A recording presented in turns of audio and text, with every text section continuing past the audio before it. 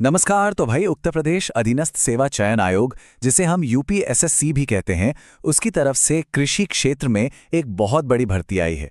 चलिए इस agriculture technical assistant यानी एजीटीए की भर्ती से जुड़ी हर जरूरी बात को एक एक करके समझते हैं। सबसे पहले तो ये देखिए कि पद कितने हैं। कृषि तकनीकी सहायक के लिए कुल 2759 पद निकाले गए हैं। ये एक बहुत ही बड़ा मौका है, खासकर उन सभी के लिए जिनके पास एग्रीकल्चर की डिग्री है। तो चलिए अब आते हैं सबसे जरूरी सवाल पर कि भाई इस पद के लिए कौन कौन अप्लाई कर सकता है। देखिए, किसी भी नौकरी के लिए उसकी योग्यता को समझना सबसे पहला और सबसे जरूरी कदम होता है। तो देखिए, मोटा मोटा समझें तो दो मुख्य शर्तें हैं। पहली, आपके पास यूपीएसएससी पीईटी 2025 का एक वैलिड स्कोर कार्ड होना चाहिए, और दूसरी एक खास एजुकेशनल क्वालिफिकेशन, जिसके बारे में हम अगली स्लाइड में थोड़ा और डिटेल में बात करेंगे। चलिए जरा देखते हैं कि कौन कौन सी डिग्रियां यहां पर मान्य हैं। अगर आपके पास एग्रीकल्चर, हॉर्टिकल्चर या फॉरेस्ट्री में बीएससी की डिग्री है, या फिर आपने एग्रीकल्चर इंजीनियरिंग में बीटेक किया है, तो आप बिल्कुल योग्य हैं। और हां, इसके अलावा होम साइंस या कम्युनिटी साइंस में 4 साल की बीएससी डिग्री वाले भी आवेदन कर सकते हैं। अब ये बात जरा बहुत ध्यान से सुनिए, क्योंकि ये एक स्पेशल क्वालिफिकेशन वाली भर्ती है ना, तो उम्मीद यही है कि पीईटी का कट ऑफ बहुत कम जाएगा। इसका मतलब क्या हुआ? इसका मतलब ये है कि अगर आपके पास जरूरी डिग्री है और आपने पीईटी 2025 का एग्जाम दिया है, तो मुख्य परीक्षा में बैठने का आपका चांस बहुत बहुत ज्यादा है। ठीक है, तो योग्यता की बात तो हो गई। अब जरा तारीखों पर नजर डाल लेते हैं कि कब क्या करना है, ये जानना भी तो जरूरी है। इन तारीखों को ना कहीं अच्छे से नोट कर लीजिए। आवेदन शुरू होंगे 22 मई 2026 से और 11 जून तक चलेंगे।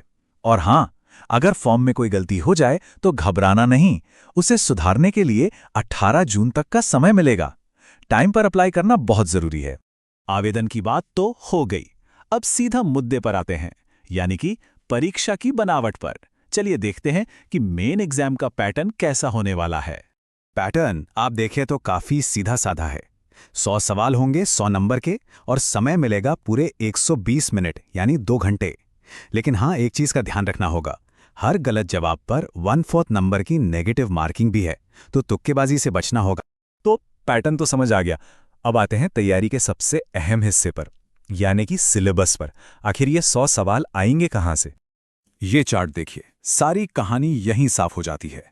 सबसे बड़ा हिस्सा यानी 65% सीधे सीधे एग्रीकल्चर और उससे जुड़ी चीजों का है। उसके बाद 20% उत्तर प्रदेश के जनरल नॉलेज से आएगा, और बाकी का 15% कंप्यूटर और आईटी से पूछा जाएगा। तो मतलब साफ है कि पूरा का पूरा फोकस एग्रीकल्चर पर ही रहने वाला है।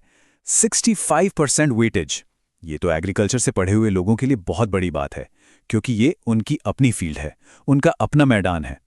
अब इस 65 नंबर वाले हिस्से को भी थोड़ा और तोड़कर देखते हैं। सबसे ज्यादा वेटेज 25 नंबर का क्रॉप साइंस को दिया गया है। फिर 15 नंबर मृदा और जल प्रबंधन के हैं, और 10 नंबर बायोटेक और प्लांट ब्रीडिंग के। बाकी के जो विषय हैं जैसे एग्रीकल्चर एक्सटेंशन, इकोनॉमिक्स और एनिमल हस्बेंड्री, उनसे 5-5 नंबर के सवाल आएंगे। ये ब्रेकडाउन तैयारी की स्ट्रैटेजी बनाने के लिए बहुत काम का है। तो कुल मिला के कहें तो ये एक बहुत ही खास मौका है। ये भर्ती सिर्फ और सिर्फ एग्रीकल्चर और उससे जुड़े फील्ड के ग्रेजुएट्स के लिए ही है। सही में ऐसे मौके बार बार नहीं आते। तो अब जब सारी जानकारी सामने है, पदों की संख्या से लेकर सिलेबस तक, असली सवाल सिर्फ एक ही बचता है। इस सुनहरे मौके के लिए आपकी तैयारी का प्लान क्या होगा?